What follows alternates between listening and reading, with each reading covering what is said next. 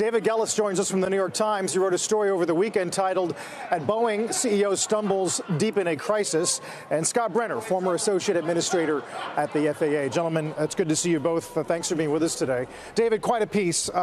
So it's such a riveting look at the various constituencies that Muilenburg repeatedly disappointed. I wondered, as you were reporting it over the weekend or before, if you knew that this event today was going to come.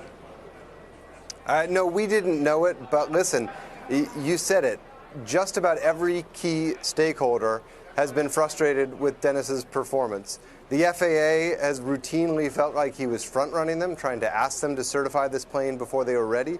Lawmakers felt like he was evasive in his congressional testimony. Customers were deeply frustrated with Gary Kelly, the CEO of Southwest Airlines, telling us that his performance had wreaked havoc on the ability of the company to schedule its flights. And the victims' families said that his name brought tears to their eyes. So there was simply no way that the board, after this cascade of setbacks, I think could stand by and let him continue to run the company. Scott, a lot has been made of the corporate culture at Boeing, and certainly in part from David's own reporting as well. How does that need to change? Does it need to change? And is that basically how we got into the position we're in today? I think it does. I mean, you have Boeing, which is a very reputable company producing great products, and they get caught in a situation where they don't have absolute control anymore.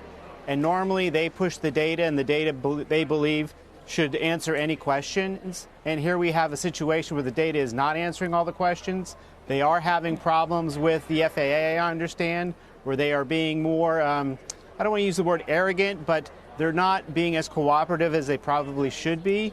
And so maybe getting an engineer out of that top spot may buy them a little bit of time, but they really do need to change a lot of things that they're doing over there at Boeing. David, and this is a situation. Go ahead.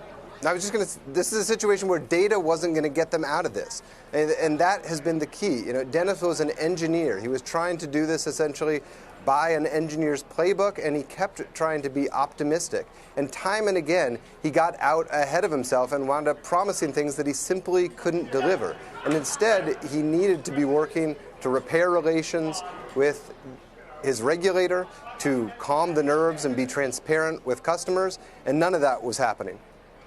I was about to say, David, Reuters has some news today regarding a statement from the company on his severance, which they say could approach $39 million per some earlier filings. I guess he's he's eligible for some outplacement services money. I mean, the heat is not over, whether on Muilenburg or the board, for why they were so overconfident.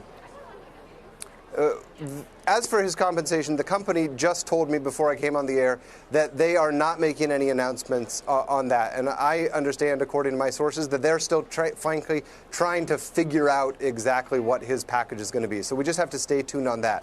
On the new management team, it bears discussing. We have Greg Smith, the CFO, in as the interim for a period of about 3 weeks, and then Dave Calhoun, a longtime executive who was named chairman of the Boeing company in October, taking over as full-time CEO on January 13. But already, people are not exactly happy with that. Dave was among those who has supported Dennis for the past many months. Even as recently as last Friday, the Boeing company said Dave Calhoun was standing by his statements made earlier that he and the board supported Dennis's performance. And I just spoke with Senator Richard Blumenthal, and I think this is already up in our story.